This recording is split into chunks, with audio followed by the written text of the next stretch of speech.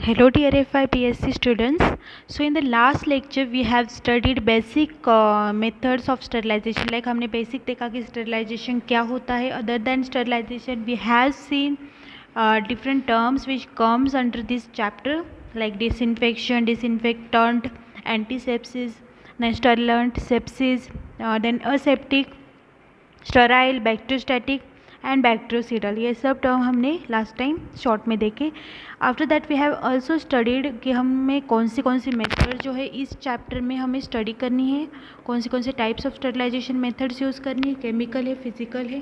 तो इसका हमने बेसिक देखा कि हमें ओवरऑल इस चैप्टर में क्या स्टडी करना है under the sterilization. So first sterilization method which comes under the physical method of sterilization is heat. तो यहाँ पे हीट स्टरलाइजेशन नाम ही है, हीट स्टरलाइजेशन. मतलब यहाँ पे हम क्या यूज़ करने वाले हैं, हीट. तो हीट की अगर बात करें तो माइक्रोबायोलॉजी में या किसी भी प्रैक्टिकल्स में आप अगर बहुत ज़्यादा कुछ मेथड यूज़ करने वाले स्टरलाइजेशन का तो वो है हीट स्टरलाइजेशन. तो उसमें क्या होता है, हीट में it is the most effective method of the sterilisation, क्योंकि ये क्या करता है, बैक्टीरिया हो या कोई पैथोजन माइक्रो ऑर्गेनिज्म हो, उनकी जो है एंजाइम्स को ही डिग्रेड कर देता है.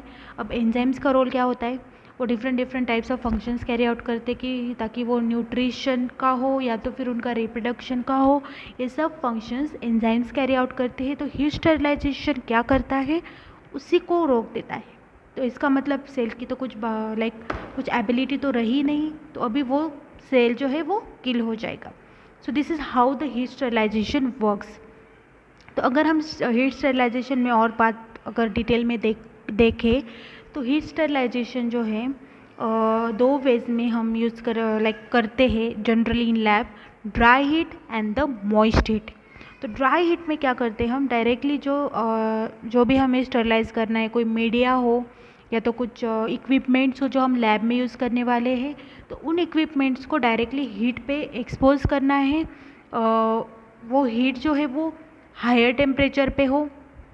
देन टेम्परेचर तो ज़्यादा होता है बट टाइम लिमिट जो है, टाइम जो है वो कम होता है.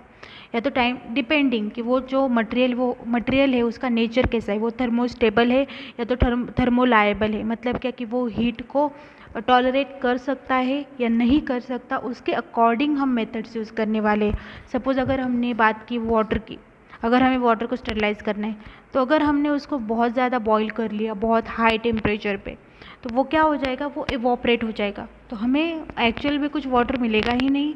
तो इसके वजह से हम उसको इधर हम उसको ऑटोक्लेव कर सकते हैं या तो उसका डिस्टिलेशन प्रोसेस भी कर सकते हैं. तो इसके अकॉर्डिंगली जो है हम मेथड्स कैरी आउट करते कि वो वाटर या तो वो सब्सटेंस जो है वो किस नेचर का है, थर्मोलाइबल है, थर्मोस्टेबल है, उसके अकॉर्डिंगली हम हीट स्टरलाइजेशन कैरी आउट करते हैं.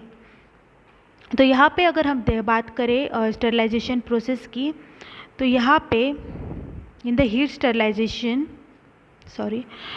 This method is for the thermolabile जो होते हैं ना, जिनको ज़्यादा टेम्परेचर या ज़्यादा टाइम तक हाई हीटिंग वगैरह टॉलरेट नहीं हो पाती, उनके लिए जो है हम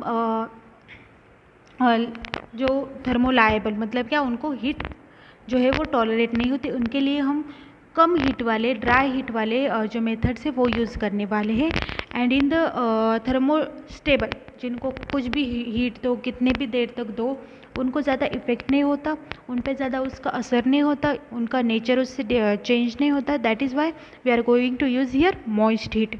मॉइस्ट हीट क्या करता है कि वो डायरेक्टली उन पर ज़्यादा इंटेंसिटी से अटैक करता है. That is Y moist heat जो है वो थर्मोलाएबल यानी कि टेम्परेचर से डरने वाली जो चीज़ें होती हैं ना, उन पे यूज़ नहीं की जाती.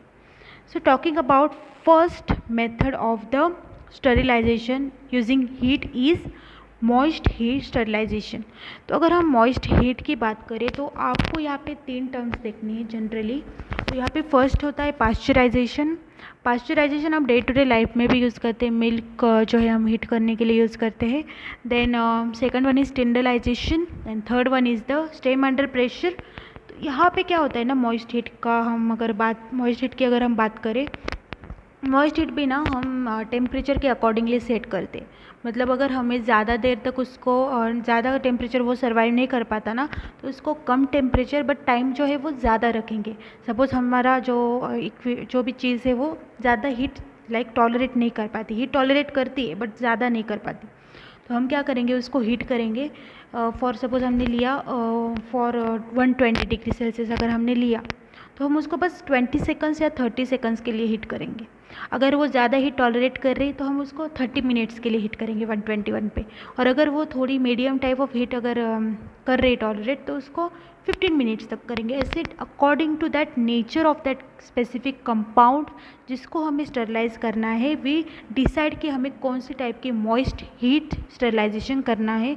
उसके टेम्परेचर के साथ उसका टाइम जो है वो चेंज हो जाता है। ज़्यादा टेम्परेचर मतलब इन्वर्सली प्रोपोर्शनल, टाइम अगर ज़्यादा है तो टेम्परेचर अगर ज़्यादा है तो टाइम जो है वो कम होगा, और अगर टाइम ज़्यादा है तो टेम्परेचर कम होगा। ये आप याद रखो बेसिक। देन अगर हम थर्मल डेड पॉइंट, मतलब ऐसा पॉइंट जिस पे जो माइक्रोब है उसको जो टेम्परेचर पे वो किल हो जाता है, जो टाइम पे वो किल हो जाता है, उस टेम्परेचर पे is called as thermal death point. The time at which the microbe is killed at the particular temperature is called thermal death point. तो ये माइक्रोब्स का हमें पता होना चाहिए उनका क्या थर्मल डेथ पॉइंट है। उसके अकॉर्डिंग हम ये सेटअप कर सकते हैं कि किस टाइम पे या किस टेम्परेचर पे कितने टाइम के लिए हमें हीट करना है, उस माइक्रो ऑर्गेनिज्म को मॉइस्ट हीट करना है। So there are three types of the moist heat type of sterilization. तो हमने बोला कि बिलो 100 भी हो सकता है, अबोव 100 भी हो सकते हैं, 100 पे भी हो सकता है। तो बिलो 100 क्यों, वाई बिलो 100? 100 पे भी कर सकते हैं हम। नहीं तो क्या होता है कि कोई माइक्रो ऑर्गेनिजम्स होते हैं जो basically they have that sensitivity towards the temperature. मतलब वो उनको टेम्परेचर से मतलब वो किसी एक्सटेंट तक टेम्परेचर को टॉलरेट कर सकते। सपोज़ अगर हम मिल्क की बात करें, अगर हमें मिल्क को पैथोजन फ्री करना है, तो हम मिल्क की अगर बात करें तो अगर हम उसको बहुत ज़्यादा अगर 100 डिग्री सेल्सियस के अगर हम अबो हीट करेंगे ना, तो वो कर्डल हो जाएगा, वो फट जाएगा। So that is why we are going to use the method which sterilizes the milk below the 100 degree Celsius temperature। तो बिलो 100 डिग्री सेल्सियस टेम्परेचर का यूज़ करके ही वो स्टरलाइजेशन हमें उन टाइप के सब्सटेंस का करना है। तो यहाँ पे बहुत लाइक बेसिक एग्जांपल है पाश्चराइजेशन। तो यहाँ पे अगर हम पाश्चराइजेशन की बात करें तो मिल्क फैक्ट्री में या तो मिल्क डेयरी में अगर हम देखें तो वहाँ पे ये ज़्यादा यूज़ किया जाता है। तो यहाँ पे क्या करते हैं ना, मिल्क को एक सर्टेन टेम्परेचर पे ला के उसको हीट करते हैं। वो टेम्परेचर जो है, सपोज़ हमको उसको 63 डिग्री सेल्सियस पे हीट करना है, बट हम क्या करेंगे, उसको 30 मिनट्स तक हीट करेंगे। वो कैसे, अब 63 डिग्री सेल्सियस से उसको कैसे मेंटेन करना है, तो हम क्या करेंगे, मिल्क को हीट किया हमने, 63 डिग्री सेल्सियस आया हमारा टेम्परेचर, हम चेक कर रहे हैं थर्मामीटर से, तो वहाँ पे 63 डिग्री सेल्सियस आया। तो हमने क्या करना है, उस टेम्परेचर को वहीं पे स्टॉप करना है। मतलब अगर बढ़ गया तो उसको कूल करके या कुछ करके उसको 63 पे लाना है, कम हो गया तो उसको थोड़ा सा हीट करके 63 पे लाना है, और 63 डिग्री सेल्सियस टेम्परेचर ही मेंटेन करना है फॉर 30 मिनट्स। तो इसको हम बोलते हैं पाश्चराइजेशन। या तो फिर हम 73 डिग्री सेल्सियस टेम्परेचर यूज़ कर सकते हैं। अब यहाँ पे मैंने आपको बोला था टाइम एंड टेम्परेचर थोड़े अपोजिट चलते हैं, तो यहाँ हमने टेम्परेचर कितना यूज़ किया, 73 डिग्री सेल्सियस। तो उसको हम बस 20 सेकंड्स के लिए फ्लैश, मतलब ऐसे झट से 73 डिग्री सेल्सियस को 20 सेकंड के लिए होल्ड करना और ख़त्म करना स्टरलाइजेशन। तो ऐसे जो इस एस्पेक्ट्स है या तो ऐसे टेम्परेचर्स है उनको यूज़ करके हम स्टरलाइजेशन करते हैं। They come under the temperatures below 100 degree Celsius type of moist sterilization. तो इसका एग्जाम्पल आप पाश्चराइजेशन याद रखो। देन बॉडी फ्लूइड्स भी हो या तो सीरम भी हो, उनको भी हम जो है पाश्चराइजेशन का यूज़ करके ही स्टरलाइज करते हैं। देन इसको हम अगर कहें कि क्या करता है पाश्चराइजेशन, क्यों हमें ये करना है, तो मिल्क की हम अगर बात करें तो मिल्क में कंटामिनेटेड बैक्टीरिया हो सकते हैं, वो काउ से आ सकते हैं, या तो फिर हम ट्रैवल करें मिल्क डेयरीज में अगर हम बात करें तो मिल्क जगह जगह से ट्रैवल होके वहाँ पे आता है, तो that is why milk may be contaminated. So उसको जो है हमें पैथोजन माइक्रोब से फ्री करने का काम जो है वो पाश्चराइजेशन से ही करना है। तो यहाँ पे जो है पाश्चराइजेशन बस पैथोजेंस को रिमूव करेगा, या तो कुछ स्पोर्स को वगैरह रिमूव करेगा, वो सब माइक्रोब्स को किल नहीं करता, बस पैथोजन उनका टारगेट होता है। तो ये आप याद रखो कि मॉइस्ट हीट है बट बिलो 100 डिग्री सेल्सियस है, इसलिए उसके थोड़े से जो है हम कह सकते हैं उसकी थोड़ी कैपेबिलिटी कम है कि वो बस पैथोजन को किल करेगा, कुछ एक्सटेंट तक स्पोर्स को किल करेगा, बट सब माइक्रोब्स को वो किल नहीं करेगा। Then second one is the temperature of 100 degree Celsius, मतलब 100 डिग्री सेल्सियस पे ही हमको उसको स्टरलाइज करना है। तो हम अगर बात करें वाटर की, तो इसका जो बॉइलिंग पॉइंट होता है दैट इज़ 100 डिग्री सेल्सियस। तो यहाँ पे क्या करना है हमें, यहाँ पे प्रोसेस का नाम दिया गया है टिंडलाइजेशन। यहाँ पे हम क्या यूज़ करने वाले हैं, डिस्टिल वाटर। तो डिस्टिल वाटर जो है उसमें कुछ कैल्शियम या मैग्नीशियम या कुछ आयंस नहीं प्रेजेंट रहते, वो प्योर फॉर्म ऑफ वाटर है। That is Y distil water हमको यूज़ करना है, क्योंकि उसका बॉइलिंग पॉइंट जो है वो वेरी नहीं होगा, उसका बॉइलिंग पॉइंट 100 डिग्री सेल्सियस ही रहेगा। तो वो बॉईल करना है हमको वाटर को। तो डिस्टिल वाटर में वो जो भी हमको स्टरलाइज़ करना है, हम जनरली इक्विपमेंट्स को ऐसे मेथड से स्टरलाइज़ करते हैं। तो यहाँ पे उस ऑब्जेक्ट को जो है, फॉर एग्जांपल जिसमें शुगर हो, मीडिया हो जिसमें शुगर हो या तो फिर जिलेटिन हो, उनको भी हम ऐसे मेथड से स्टरलाइज करते हैं। तो उनको क्या करना है, हमको एक वाटर में डिस्टिल वाटर में जो है उसको रखना है, उसको 100 डिग्री सेल्सियस पे जो है, सपोज हमने इस शुगर वगैरह कंटेंट का अगर देखा, तो हमने क्या करना है 30 मिनट्स तक उसको हीट करना है। अब आज किया हमने 30 मिनट्स तक, कल फिर से करना है एंड उसके बाद फिर से ऐसा ही प्रोसेस करना है। तो 3 दिन तक हमको ये करना है कि 30 मिनट्स तक हमें 100 डिग्री सेल्सियस पे उसको हीट करना है। टेम्परेचर अगेन हमें मेंटेन करना है 100 डिग्री सेल्सियस, जैसे हमने पाश्चराइजेशन में देखा। तो दिस इज़ द मेथड। वो किस चीज़ों के लिए यूज़ की जाती है, सपोज हमारे पिपेट्स हो, जब आप प्रैक्टिकल करोगे ना तो आपको ये चीज़ें समझ आएगी। डिशेज़ जो होते हैं ना, पेट्री डिशेज जिसमें हम बैक्टीरिया को ग्रो करते हैं, देन बीडिंग्स लाइक बीड्स होते हैं कुछ लैब में यूज़ किए जाते हैं, देन पिपेट्स हो या तो कुछ भी इंस्ट्रूमेंट्स हो जो कंटामिनेटेड हो, बट वो ज़्यादा टेम्परेचर को भी सर्वाइव नहीं कर पाते, कम को भी उन पे कम टेम्परेचर का भी उन पे कुछ इफेक्ट नहीं होता। तो इसके लिए हम बस 100 डिग्री सेल्सियस का टिंडलाइजेशन प्रोसेस यूज़ करने वाले। Then third type of the sterilization is above 100 degree Celsius. ये बहुत इंपॉर्टेंट मेथड है जो हम डे टू डे लाइफ में, इवन लैब में तो ये बहुत इंपॉर्टेंट है आपके प्रैक्टिकल के टाइम पे। तो ये मेथड आप बहुत अच्छे से याद रखो। तो ऑटोक्लेव अगर आपने देखा होगा, अगर नहीं देखा तो अगर घर पे आपके प्रेशर कुकर होता है ना, वो दोनों जो है वो इसके अंडर आते हैं, above 100 degree Celsius moist heat sterilisation. तो इसमें क्या होता है कि जो हमारी ऑटोक्लेव या हम प्रेशर कुकर की बात करें, सबको ऑटोक्लेव पता नहीं होगा तो प्रेशर कुकर की बात करते हैं। तो प्रेशर कुकर में हम अगर किसी चीज़ को रखें, अब वहाँ पे हम स्टरलाइजेशन नहीं करते, कुछ खाना बनाते, तो वहाँ पे हम क्या करते हैं, सपोज हमने चावल रखे तो उसको हम एक टेम्परेचर तक हीट करते हैं। हमने कुकर बंद किया तो वो हीट होता है थोड़ी देर के लिए, सीटी नहीं बजती, बट थोड़ी देर के बाद सीटियाँ बजनी शुरू होती है। इसका मतलब क्या कि टेम्परेचर कुछ अचीव हुआ है जो उसको चाहिए, प्रेशर कुछ अचीव हुआ है जो उसको चाहिए, एंड इसके वजह से वो प्रेशर सीटी जब वो बजती है तो वो प्रेशर मेंटेन होता है। मतलब अगर प्रेशर या टेम्परेचर बढ़ा तो सीटी बजने की वजह से वो प्रेशर रिलीज़ होता है, आपको दिखता होगा ना स्टेम रिलीज़ होती है, तो that is how the pressure is released. तो यही फिनोमिनॉन ऑटोक्लेव में भी यूज़ होता है। तो ऑटोक्लेव का प्रिंसिपल आप याद रखो, स्टेम अंडर प्रेशर, मतलब उस स्टेम को जब हम हीट करते वाटर को, प्रेशर कुकर में भी हम वाटर डालते हैं, ऑटोक्लेव में भी हम वाटर डालेंगे, तो उसको जब हम हीट करते हैं तो स्टीम जनरेट होती है।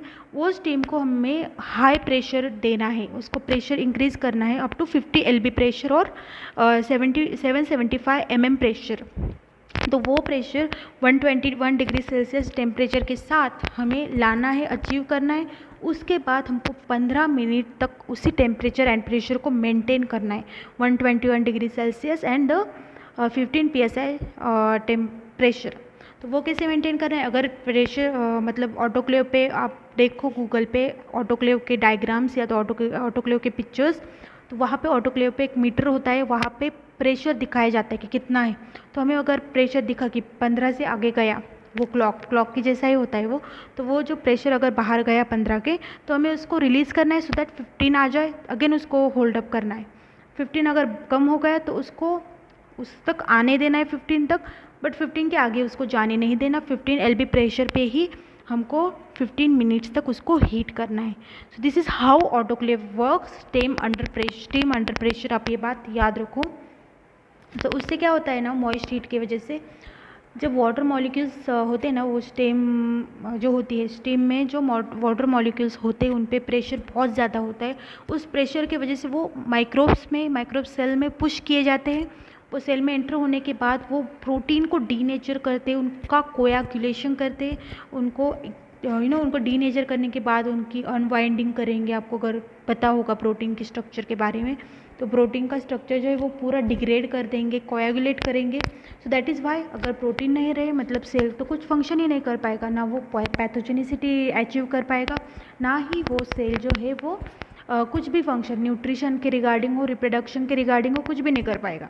So that is how the autoclave works, or the temperature above 100 degrees Celsius moist heat type of sterilization works.